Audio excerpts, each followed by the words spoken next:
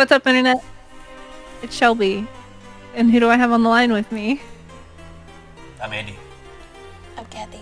Did we decide what we're going to call this? Pixel Pub Book Club. This Pub Book Club. I like it. Episode 1. Episode 1. I'm going to try to host, but I'm really bad at it. So I have some whiskey coke with me to give me some courage. Liquid courage. It works. Yes. Today we're talking about A Court of Thorns and Roses series. Possibly the first 3 books, depending how long it takes us. Yeah. Actually, I have the first question. Yes. Is that the name of the series? Because I was thinking that earlier today. I'm like, what is it? Does this series have like a different name? I think they just call it ACOTAR. The ACOTAR series.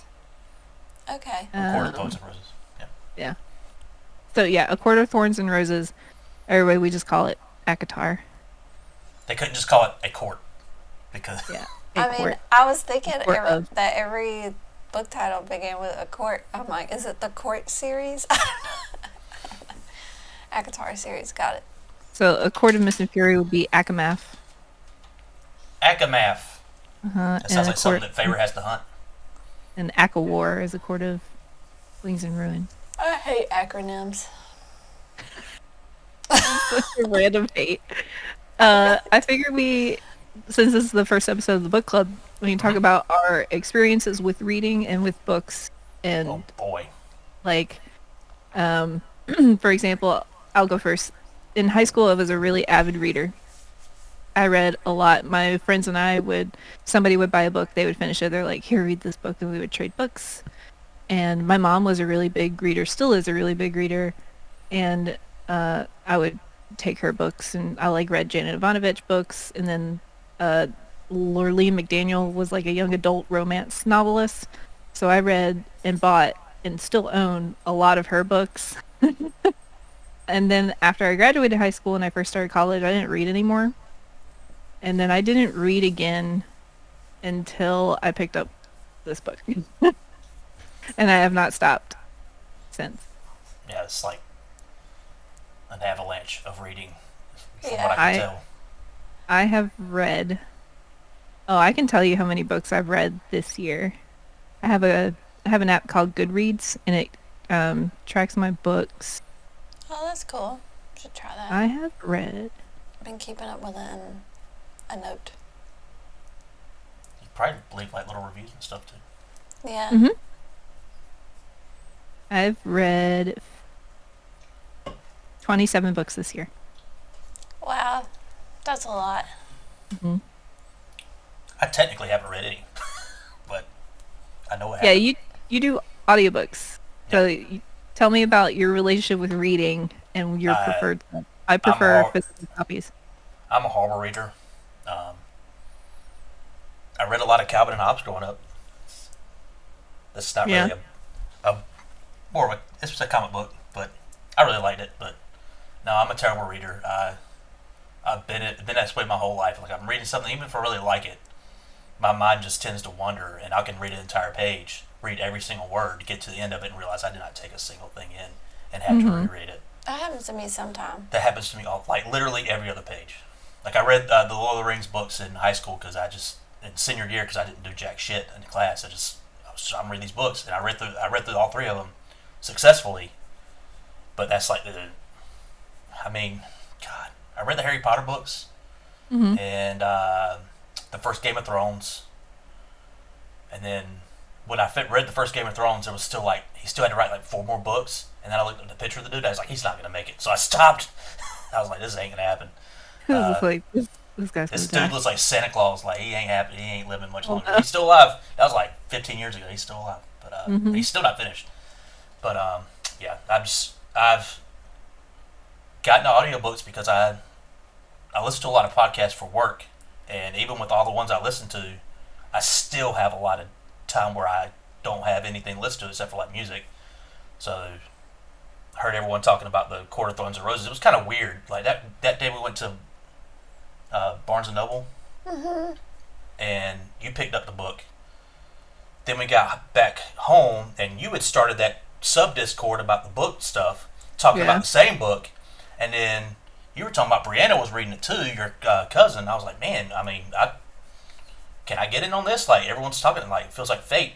So we got into Audible, and like I kind of fell in love with it because it's just like I could take in everything. Like I feel like I'm kind of terrible about remembering stories like for like games and movies sometimes, but this like I feel like it's imprinted on my brain now. Like so, and I've gone through I guess 5 books. I'm on my 6th since starting. In like You really like May. the audiobook format. Yeah. So that's me. I have a weird relationship with audiobooks. I re-listened to, like, I read the Twilight series back in high school, and then I feel like I listened to it not long after that, just to like see what audiobooks were about. And something about audiobooks is I can zone out and have the opposite issue that you have, Andy, Oh yeah. where I don't take in any information because of the way my brain works. Because I listen to music all day, I just zone out. And I'll miss, like, songs in a row. Like, won't know what songs I just listened to. So I have the issue with audiobooks where it'll play for 2 chapters and I'm like, I have no idea what just happened. But when I read in my brain, I can see it like a movie, and Yeah. the characters have the voices that I want them to have, not what the audiobook dictates what that voice should sound like. Yeah. Sometimes that's you really think this person sounds like this, huh? Okay. Yeah. Deal with this for 27 hours. Yeah. Kathy, what's your relationship with books? Well, I would say overall in my life I do like reading, but I'll do it in phases. Like I'll be really into reading and then I won't read anything for a really long time. And I thought that I didn't like audiobooks because I liked the physical book. I had tried audiobooks before and I would like zone out and not be able to pay attention. And now I think that I like audiobooks, but I have to be doing the right activity alongside it. So Yeah. I can't just sit and listen to an audiobook really. I have to be doing something mindless. So it works really well if I'm driving or if I'm painting or if I'm cleaning. I can't do it while I'm working at the computer at work. If there's other words in my brain that need to happen, I can't have Yeah. both of those things happening simultaneously. Yep. So at work I listen to a lot of video game soundtracks because they're wordless and that's what I need. It helps me focus. But I love a physical book too. But my problem is I'm moving around so much that I don't have that much time to sit down and dedicate my eyes towards a physical book. So what I've been doing lately, and I've really, really been into reading lately, I'll have an audiobook going and I'll have a physical book going too. So when I have time, I'll look at the physical book and then... If you're doing the books we're So talking you about today, can read? audio. Yeah, I did the first one. I read the first Physically. one, the physical Yeah. version, and then the rest I've done Audible because you've been listening to them too. Yep. And lately, Yeah, I'm family not. plan. I'm not interested in owning books. I want to like read a book. Like if I have it physically, I want to read a book and then give it to somebody else to read. I love my physical books.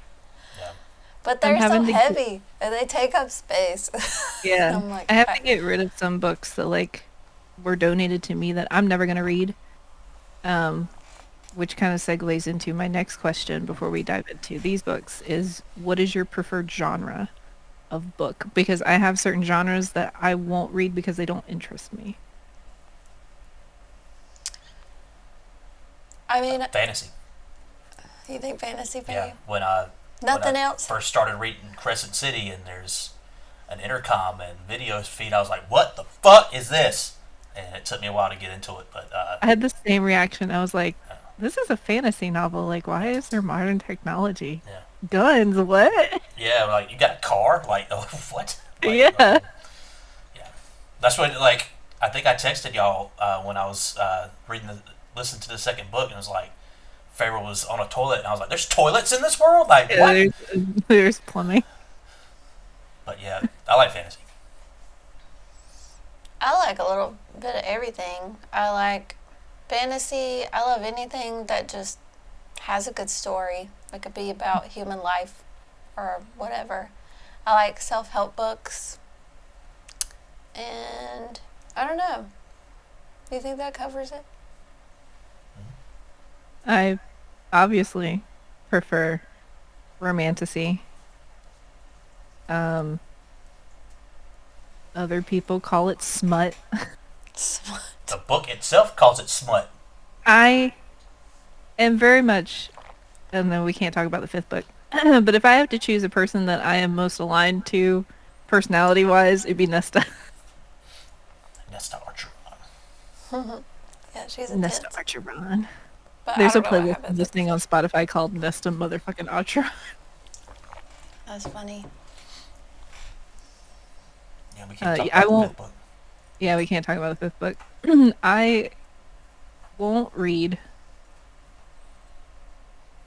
like Stephen King novels, like horror books or suspense novels, but I'll do like mystery, like James Patterson, like the Women's Murder Club or something. I tried to read those books when I was younger and I wasn't really into them, but they weren't bad. They just weren't for me. But romantasy, give me that shit every day. Yeah, this book wears his heart on his sleeve, or these series, like, cause it is romance first, kind of fantasy second, which Yeah. yeah, that's it, and it makes no excuses for it. And Yeah. I have a thought about that I think is really funny. It might be a spoiler for the fifth book, but it's not really a spoiler. For Cathy. It's not a spoiler. I might save it. I don't know. We'll see. Okay. I might tell you. I might tell you later. Okay. When we're not recording. Okay. I just thought it was funny, and then I had to look up something. Oh no. No, it's silly. It's what it is. Anyway, Okay. Okay, so we're going to be talking about A Court of Thorns and Roses. I have lovingly tabbed the first one because I've read it twice. I'm going to, if there's anybody who is interested in reading the book, I'm going to read the 2-paragraph synopsis on the ACOTAR wiki. When 19-year-old huntress Feyre kills a wolf in the woods, a terrifying creature arrives to demand retribution. Dragged into a treacherous, magical land she knows only about from legends, Feyre discovers that her captor is not truly a beast, but one of the lethal, immortal fairies who once ruled her world. At least, he's not a beast all the time. As she adapts to her new home, her feelings of fairy Tamlin transform from icy hostility into fiery passion that burns through every lie she's been told about the beautiful, dangerous world of the Fae. But something is not right in the fairy lands. An ancient, wicked shadow is growing, and Feyre must find a way to stop it or doom Tamlin and his world forever. that's pretty spot on. Yeah. Initial thoughts when reading or absorbing the material since you listen to it. Something happens in the first 10% of the book, then there's 60% where nothing happens, Mm-hmm. and then the last 30% stuff starts happening again. I can tell you the exact moment where I was going to stop listening to this book if people hadn't said it so good. I can tell you the exact moment. What is it? What is it? When they go swimming in the pond that's made of starlight. Oh, yeah, Tamlin. this book has a lot of filler. I was like, what the fuck are we doing? Let's fucking fight somebody, please. That's funny. Well, I had just finished some self-help books, so this was all really interesting to me. I felt like when I was reading it, but I can see how it may have felt slow at first without a lot of activity. It's not slow at first. I think at first it's when it's the most interesting. Well, yeah, but then there is a drag there. This author has a thing about chapter 4 or 5. that's when shit just fucking. He's like, you think you know what's happening in this? Nope. And she just rips the rug out from under you. I didn't hate that, but throughout the book, I was like, okay, well, what is this book about? Like, It's Beauty and the Beast, basically. well, that, Yeah. yeah. I felt like very Beauty and the Beast vibes, Howl's Moving Castle vibes, some other vibes that I forgot what it was. There was like 4 vibes I was feeling with this book. Yeah. The opening part where she's in the human lands and you're figuring out, how they live. They're poor. She's got 2 sisters That reminded me of the Hunger Games. and a father who is a cripple. They used to be rich. They're not rich anymore. Makes very bad decisions financially, and that's why they're poor. Yeah, and that was really interesting to me. And like then, when you figure out what's going to happen with the rest of this story, that Tamlin has taken her to across the wall to Prithian, the fairylands. Like they say in the summary, like she's been told all the humans have been told these things about fairies, like they're fucking savages and all this other stuff. And when she gets dragged there, I'm like, when she gets there, it's going to be like this fucking like pristine, like nice place, rich people stuff. And I was like, that's what's going to happen, isn't it? And that's exactly what happens. There's a specific thing that when I was reading that, fairies can't lie. Yeah. And the scene where she is sitting with Lulu and Tamlin. Lulu is Lucian, by the way. I was like, who is Lulu? I done forgot. Lucian! I love Lucian.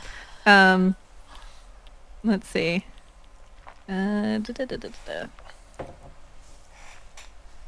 like, I thought fairies couldn't lie. Who told you that? Yeah. I was like, well, everything that she's been told her entire life is a lie, and I don't know what to believe anymore. Yeah, that whole part of her coming to terms with like all the mythologies they've been told about fairies is like, that ain't true. I remember being confused about what a fairy was. Like, in my mind, fairies are Yeah, I was thinking like Tinkerbell, like Tinkerbell, little wood nymphs or something. I don't know. But then I'm like, are fairies wolves? I was like, I was confused.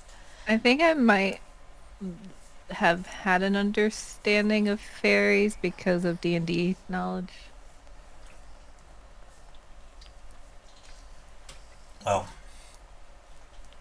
what was I gonna say? Fuck it, man. You didn't like Tamlin at all. You kept talking No, I about never it I the whole did time. not like. I didn't like Tamlin from the beginning, Nope. and I remember. So I was in the middle of starting this book during a work trip, and I have a coworker who loves Sarah J. Maas, and he. Let's see. I was in the process of. I just lost my train of thought. I was in the process of reading the book.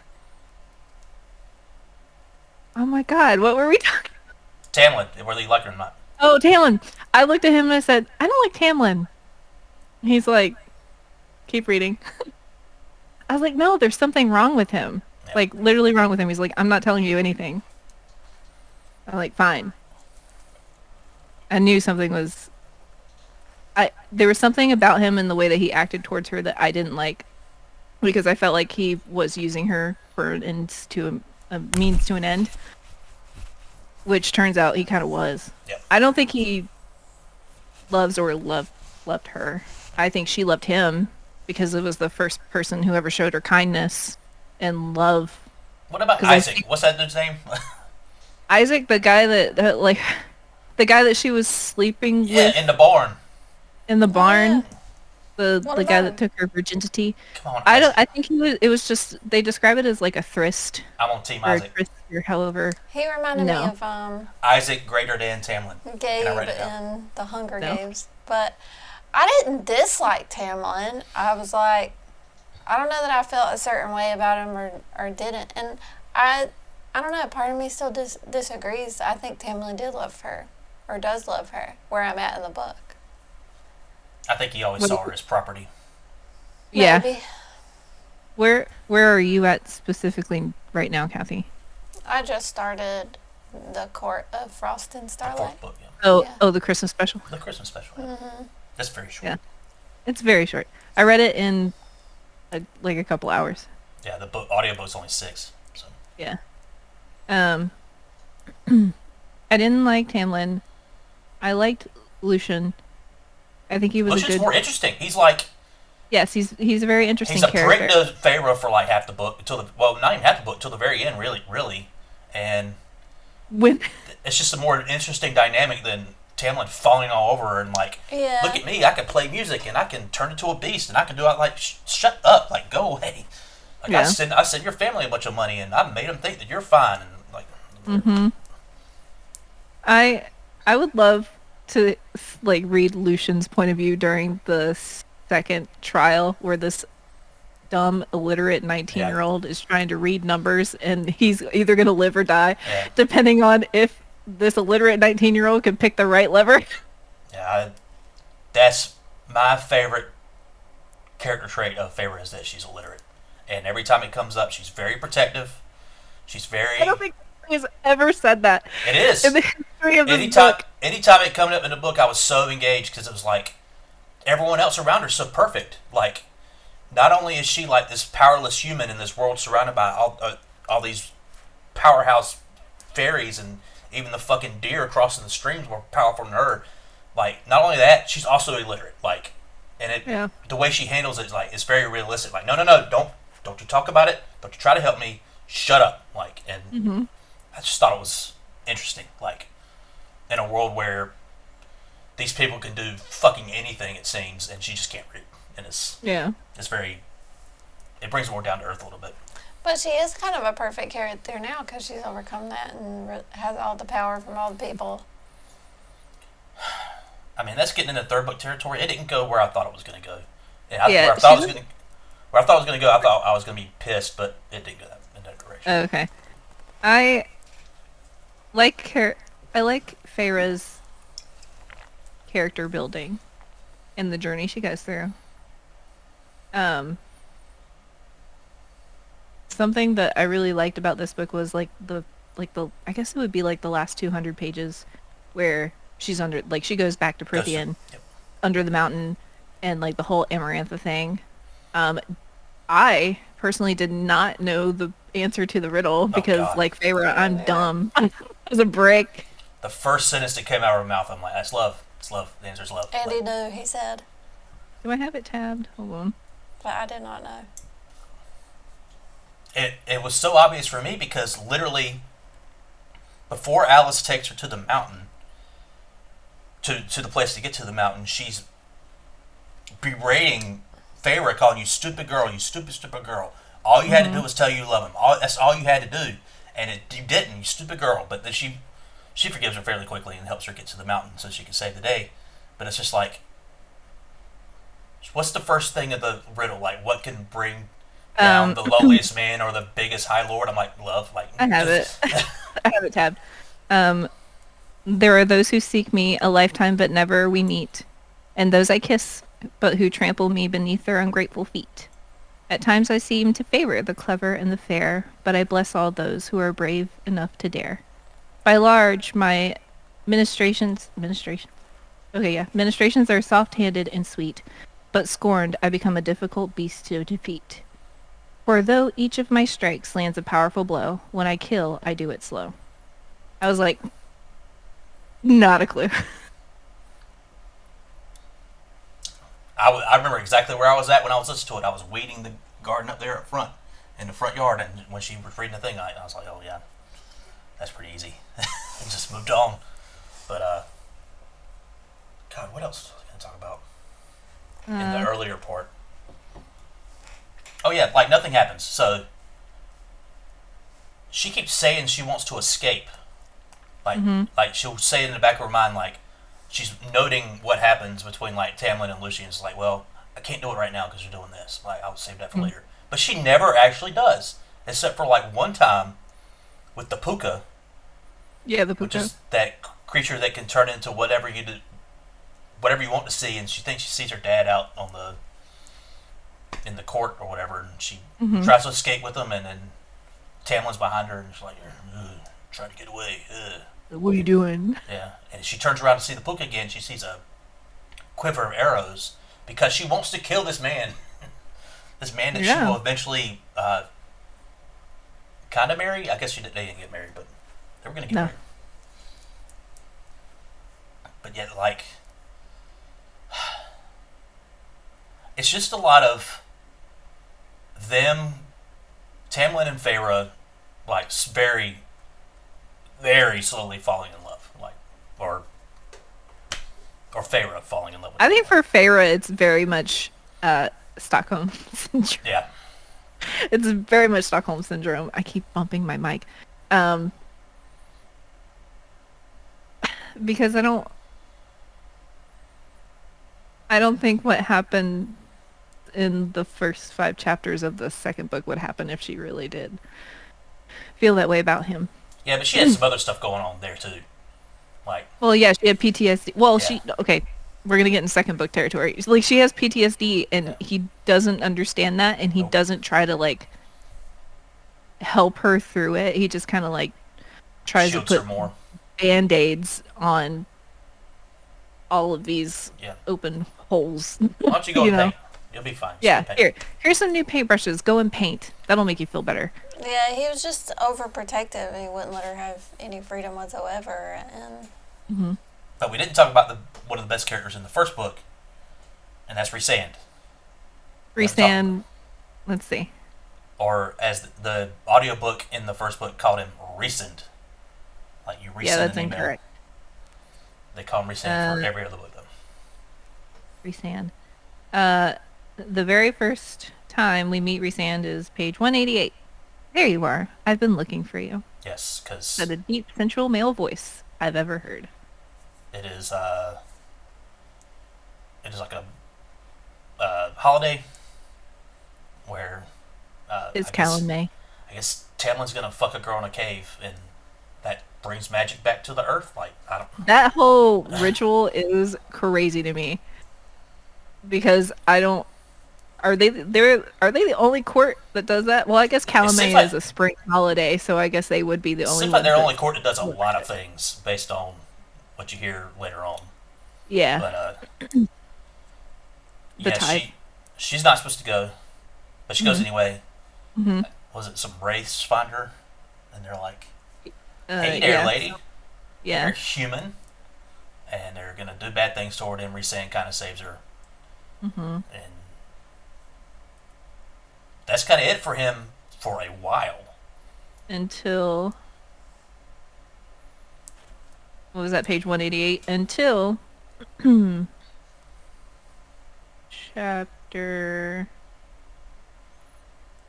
37, where Rhysand shows up and they have a glamour on Feyre trying to hide her. Yes, they do not want Caesar. They do not want her. They do not want her being found out by Rhysand because Rhysand is Amarantha's whore, as they call him. I feel so bad for him because of that. And I guess what is happening currently is Amarantha is in control of Prythian. Basically, she has all the other High Lords in the courts underneath the mountain, except for Tamlin. Tamlin's got his own thing going on, and Rhysand is her right-hand man's not the right word, I guess, but just he is the most powerful High Lord in Prythian, and she's got him kind of under his control, sort of. And what is it, 50 years that's been going on? Yeah. 49? Yeah, 49, 50. It's the last year of the curse. Yeah. So they do not want Amarantha knowing that there's a human girl here because there's a curse on Tamlin. Oh, did we say Tamlin and Lucian and all his whole court are just have masks on all the time? Yeah, they have masks on the whole time.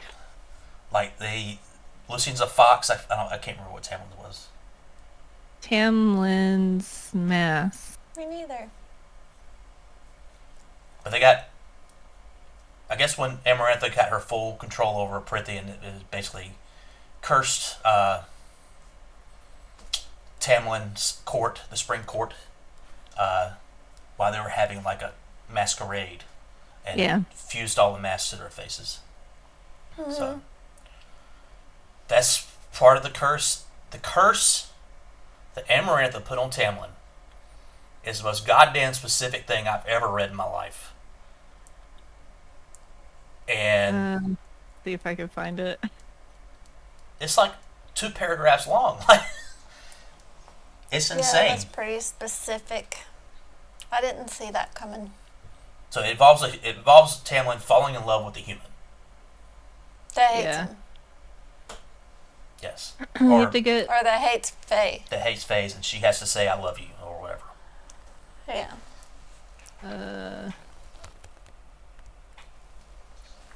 You think that it would be easier to find? Trying to find the specific. Get a human girl who hated fairies enough to kill one unprovoked and declare his love for him. So she had to kill a fairy in cold blood and then fall in love with Tamlin Yeah, and within 50 years. within 50 years, which she's 19. So Yeah. So, yeah, they do not. Tamlin and Rhysand do not want. Tamlin and Lucian do not want Rhysand to know about Feyre being in the court, because then he can go back and tell Amarantha that the curse is close to being broken, and that's not good for Amarantha for reasons. I don't know. So she would probably intervene or something. Yeah. So that's when shit like takes off for me. As soon as Rhysand knows, Tamlin's like, "Fuck this! You're getting out of here!" Like, cause yeah, I don't like, care. I'm sending you home. Yeah, I don't care if I love you. Like, Amarantha's gonna kill you. Like, Yeah. you're going back home. So that's a sign that he at least cares. Because if he was such a horrible person, he probably would have just kept her there. I think he told her he loved her in that scene. That's why I think Tamlin is a complicated character. I don't think he's good or bad. He's somewhere in the middle. Yeah, he has some redeeming qualities at the end. Yeah, but he's definitely done some not good things too. Yeah, she has to go back to the human lands. She goes back to her insanely rich family again, because she gets back and Tamlin's glamored them, which is a weird word for saying fucked with their mind. That Disguised. yes, she has been away seeing a rich aunt, and the ships that lost all their fortune, or they came back in, and they're rich again. And and a healer just showed up and healed the father's leg. Now he can walk around. He's fine. He's back doing deals. He's the prince of merchants. Mm-hmm. And this is one of my favorite parts of the book. Is Nesta ain't having it when Feyre comes back. She is not having it, which I didn't really make too much of it, because like, yeah, Nesta's a bitch. Like, fuck her. Like, stay over there. Stay by that tree. I don't care. But you find out that she was not glamored at all. She saw everything that happened, knew everything was fucked up, and knew things weren't right. And she came up with this convoluted story about going to try to go see Feyre with her sick aunt or whatever. But really, she was trying to go across the wall and find Feyre. And she confronts Feyre about it, and she's like, "What the fuck?" And it doesn't really go anywhere though. Like, she just kind of like, "Yeah, I know."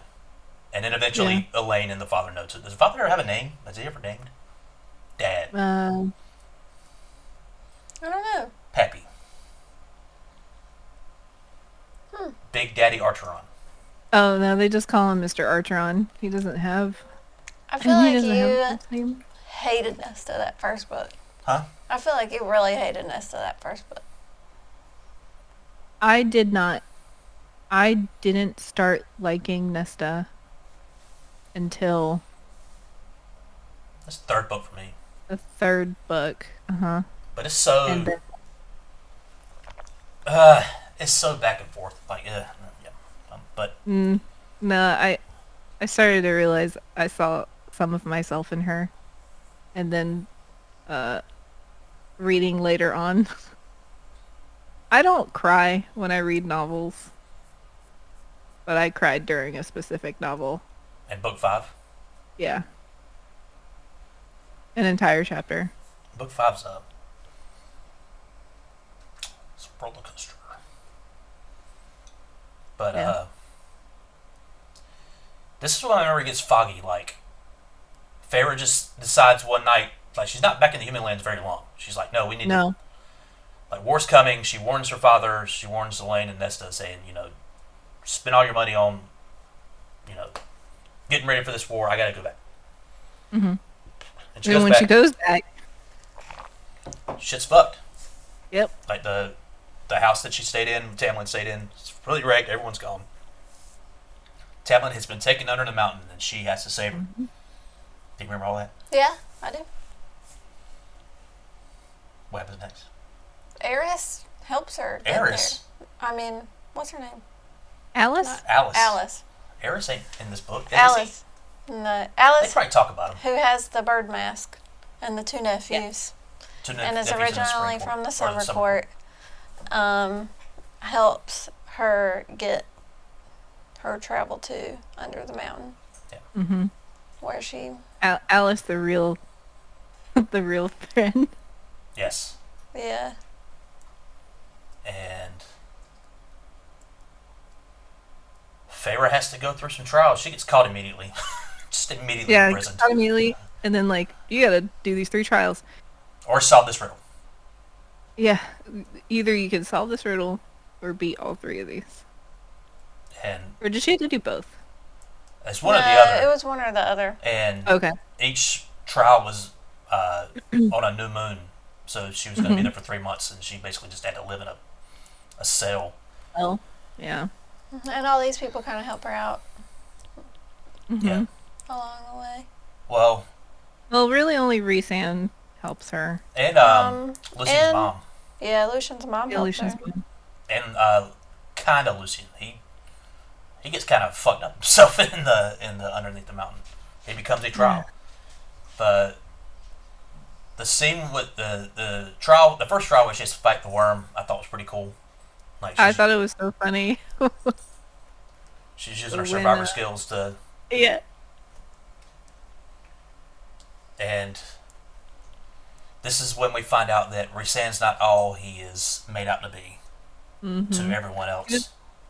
He was the only one that bet on her to win. Yep, to beat the worm. Mm-hmm. He is subtly, not so subtly, trying to help her. He does visit her in her cell every now and again. Tamlin's there too, but Tamlin's like, I guess Amarantha might have a thing for Tamlin too, because she's just She does. sitting by That's her, why she picked him. and he's blank faced like he's under their control or whatever. And there's one specific part where when Rhysand finds Feyre in Tamlin's house, he asks her name, and she gives her name, not her name. So yes, one of Claire Better or something is her name. yes, Yeah. and that's one of the big things that torments Feyre, at least in the second book, is that Rhysand told Amaranth that name, and then they found Claire and Claire's family on the other side of the wall and slaughtered them, and took Claire back and hung her up on a wall and tortured her. And that's bad. It's bad news. Yeah. Well, it did take me a long time to start to trust Rhys because I just felt like he was so manipulative and the author could just take a turn with him, very quickly if she wanted to. Yeah, I don't know what I was expecting from Rhys. And I was in the sort first of book. expecting that somewhere in the second book, but now that we're in the third book, I'm like, okay, I guess I trust Rhys. Yeah. There's hold on. There's something specific that happens that I'm like, oh, there's more to this than I thought. And then my theories were confirmed in the second book. It's like I was pulled from my sleep by something tugging at my middle, a thread deep inside. So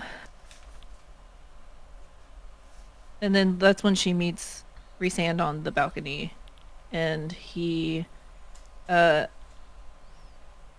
Rhysand stared at me for long enough, for long enough that I faced him.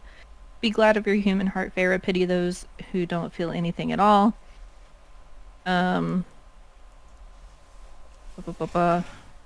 His eyes locked on mine, wide and wild. His nostrils flare. Shock, pure shock, flashed across his features at whatever he saw in my face, and he stumbled a step. And then he disappeared. I was like, mm-hmm. Mm-hmm. He has a thing for Feyre, and that thing is talked about somewhat in the first book. The idea of mates. Oh, mating bonds, yeah. Yeah. I can't remember. I know Tamlin talks about it with his parents. I can't remember if they were mates or they weren't mates. Who? I can't. Tamlin's Oh no, parents. they weren't.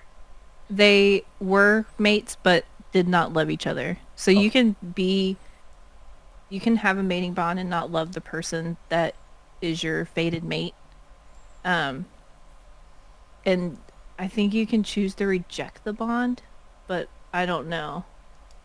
That's not confirmed or denied. And that's just like a conversation that, like, if you weren't paying attention, you would miss it. Like, this is a very short. And it's not brought up again for the first book at all. Yeah, they don't go through the details of a mating bond, I guess, until the second book. Yeah. And, yeah, Rhysand's trying to help her. Mm-hmm.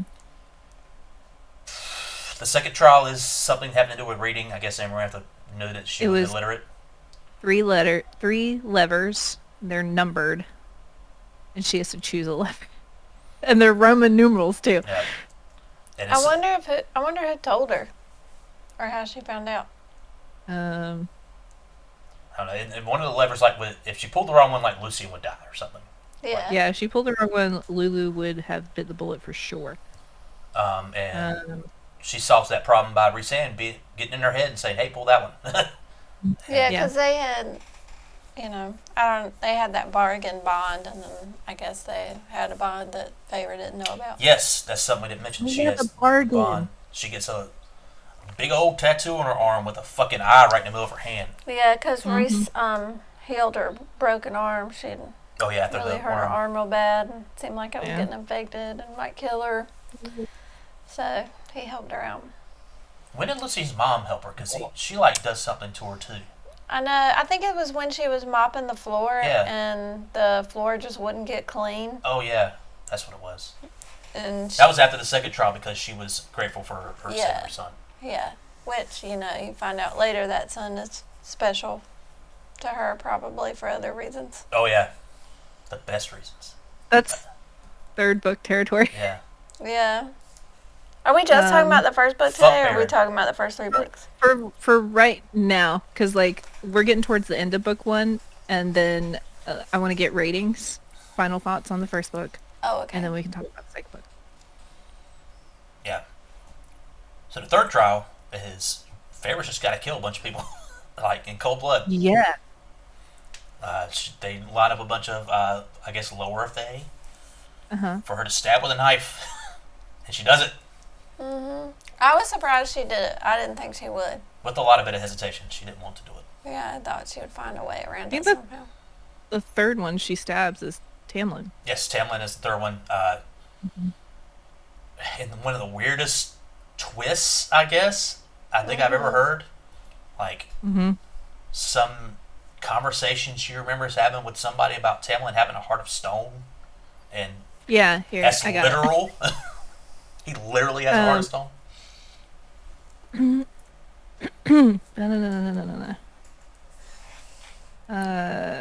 I sucked in a breath as I grabbed the dagger off the outstretched pillow. I could be wrong. I could be painfully, tragically wrong, but there was a faint smile on Tamlin's lips as I stood over him, ash dagger in hand.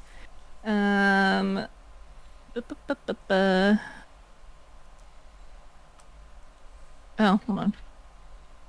Tamlin cried out as my blade pierced his flesh, breaking bone for a sickening moment when his blood rushed onto my hand. I thought the ash dagger would go clean through him, but then there was a faint thud and a stinging reverberation of my hand as the dagger struck something hard and unyielding, like his heart was made of stone. Yeah. And then I guess And then all Amaranth. hell breaks loose. Yeah, Amaranth's like, fuck this. You are not getting away with this. And she kills Pharaoh. She snaps her neck. Yep. Just foreshadowing, I guess. But yeah, Rhysand freaks out. He's like, no. Tamlin freaks out too. That's something also that stuck out to me. It was like, why? I think it's. She said, I heard somebody screaming my name, and it sounded like Rhysand because it was. Yep. Cause I was like, this dude cares more than he is letting on, and I don't know why he cares. Yeah. And Tamlin kills that bitch. He just fucking stabs her. And I said he turned into his beast form and bit her neck. Yeah. Basically. I was trying to think if she cut her head off or not, but there's a lot of beheadings that happened, or at least one big one. But Farah's dead for all of, 3 minutes? Since all the High Lords are there, I guess they can do something like offer a little seed of light to bring someone back to life. And also, she's a fairy now, so she'll live forever. Yeah. And all right, we might have to stop with book 1 because I'm running out of hard drive space. That's fine. So we'll wrap this up. Final thoughts, Cathy, and rating. It was a good book. What out of what? Things out of 10, baby. 1 out of 10. Out of 10. A 7. 7 out of 10. 6 out of 10. There's a long stretch of nothing happening. So if you haven't read this book and you're listening to this and you just got everything spoiled, just know that there's a lot of stuff that it's like, imagine if the part in Beauty and the Beast where she's getting to know the Beast is like 7 hours long. Right. Like, pretty much. But it leads to something a lot better. Leads to something so good. So when I first read the book, not reading any of the other books, I gave this book an 8 out of 10. But reading the rest of the series, this book is a 5 out of 10. Knowing what happens, the rating changes. And I've heard that from other people. It's like when you first read the book, it's 8 out of 10 solid book. You read the rest of the series, that 8 becomes like a 5 or below. I'm wondering, is this her first big published book? No, I believe Throne of Glass came out before. So A Court of Thorns and Roses came out in 2015. She's been cranking out some books then. Yeah, they come out every year. Court of Thorns and Roses came out in 2015. Throne of Glass, which I believe was her first book, came out in 2012. So it was not her first book, but it is a first book in a series, which first books in a series can be drawn out and long because there's a lot of world building, there's a lot of character building, so they can be oftentimes boring until the last 200 pages. Well, that's what I was thinking. She does a lot of stuff in this book that she does not do in the other books. Right. There's a lot of oh, look at these little creatures of Prithee, there's a puka. It's who cares? It's never bought up again. Ever. The Surreal's bought up a fair amount of times, but that's it. And she was so I don't want to wear a dress, and now she'll dress to a T. She's just a lot different in a lot of ways. Yeah. And it's just, God, I had a list of it in my head earlier. Just things that she does in the first book that she does not do anymore. And she as in Farah, or she as in the author? Sarah J. Maas. The author. The author of the book. Oh, okay. I thought you were talking about Farah. No. I'm talking about how it is written. It feels like she was finding her ground in the first book, and then in the second book, she's found it, and it's just like she's off to the races for everything else. Mm-hmm. But yeah, this I don't know. It was a 6 out of 10 after I first read it, just because like I told you, like when they were swimming in that little pond, I'm like, what are we doing? Like, is this really happening? Yeah. I was reading the book, and honestly, I was surprised you were hanging on. Yeah. Andy, I'm going to preface this for when we talk about the second book. I'm surprised you held on after chapter 55 of the second book. What is that? The chapter 55 is nothing but smut. Oh yeah, some of that stuff I just skipped. Well, no wonder. But it's just like it goes on for so long. At some point, it's like I get it, y'all are fucking. Like, that is what I read these books. There is a reason for the Discord name of the book section is I like my book spicy and my coffee icy. And that's fine. Like I mean, like I said, these series of books, that's exactly what they are, and they make no excuses for it. Like that's what they are. Yeah. But I like stuff that's more for me, like as far as the romance goes, is like kind of the stuff what Bryce is going through in Crescent City. I like the way that romance is handled in the Crescent City books. And that's more like, okay, I'm into this. Mm-hmm. But yeah, there's like like whole chapters just like, yeah, we're fucking like it's gonna be described. Yeah, it's a thing. But like, yeah, I guess I'll say my thought now because it's about the fucking. Okay.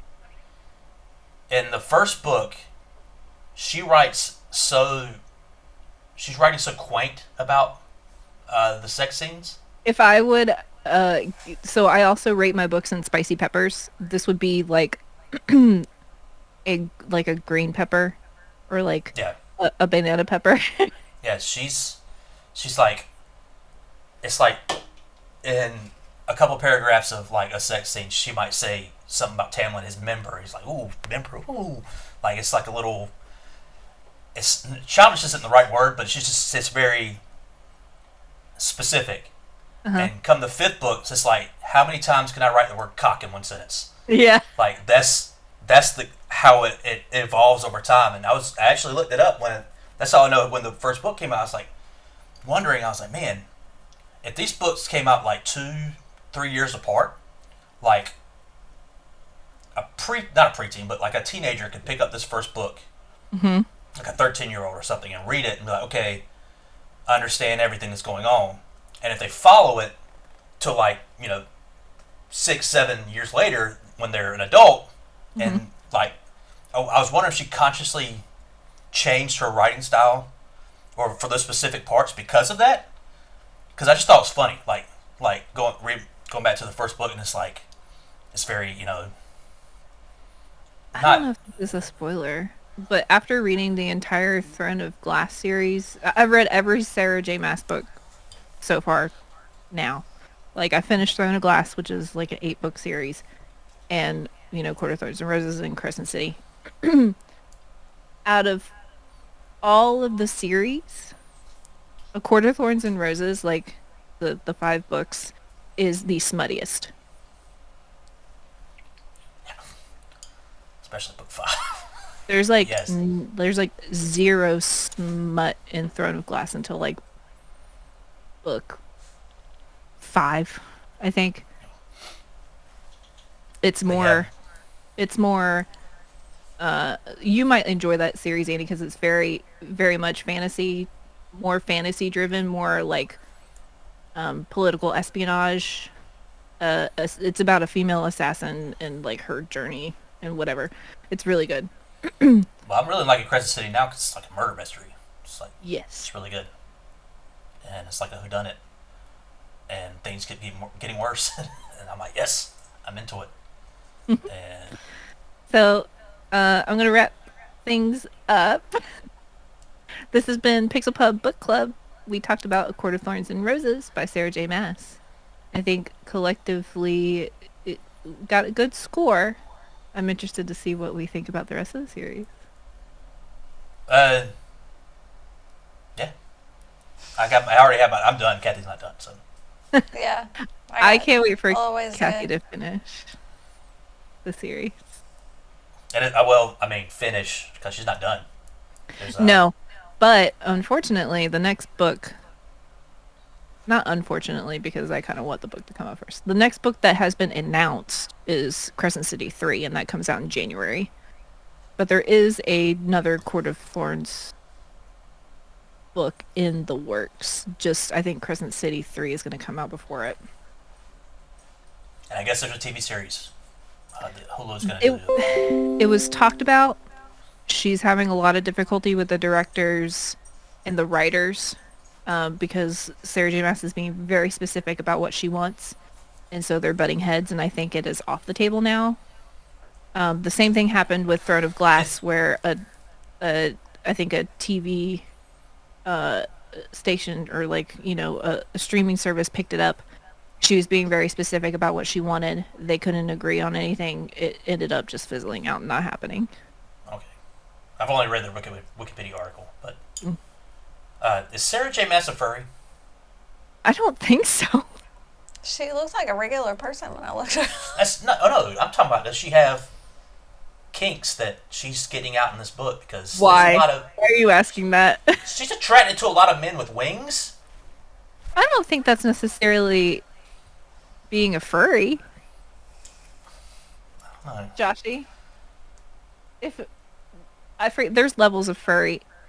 So what's her persona? It'd be a bat or something like. Oh, Sarah J. Maas's persona would for sure be a bat. Love my bat boys. Bat boys, bat boys. I'm a Cassian girl. Woo. No, just kidding. More. I would die for her. She's so cool. She's one of my favorite favorite characters. Does she have wings? She's not a Larry. No, Moore's just a tall, blonde, strong lady. Yes. Moore's cool. They should do. They who also do likes a lot women. with her. Yeah. They don't, but I'm hoping they do because they need to resolve some things. Oh yeah, there's a big plot thread with her that is just danced around constantly, and no one ever says what it is. They drop that bomb, but then nothing happens. Yeah. But yeah, we should do book 2 soon. Yeah. I'm excited. That gives me enough time to tab it. Yeah, we will be away for a while. I'll try to get this up before we go to Canada. But yeah, I want to talk about the second book. Second book better than the first. Spoiler. Yeah. This is probably if Silver Flames is number 1, this is number 2. Yes. Which one's I Silver love Flames? enemies. Number 5? Okay. Yeah. I like number 2 better than number 3. Number 3's good. Number 3 is good, but 2 is better. 3 is very much the culmination in everything that has been leading up to this war. One thing I love about Sarah J. Maas is her battle scenes and her fight sequences are wonderful. Wonderfully described. Love it. I have a problem with them, but I'll get it's a non-existent problem. It's because there's something there that's not there that I want to be there. Okay. But I'll get into it later. Okay. So want to wrap this up? Yeah. Thanks for listening. Book Club. Pixelpub Book Club. See you next time when we talk about A Court of Mist and Fury.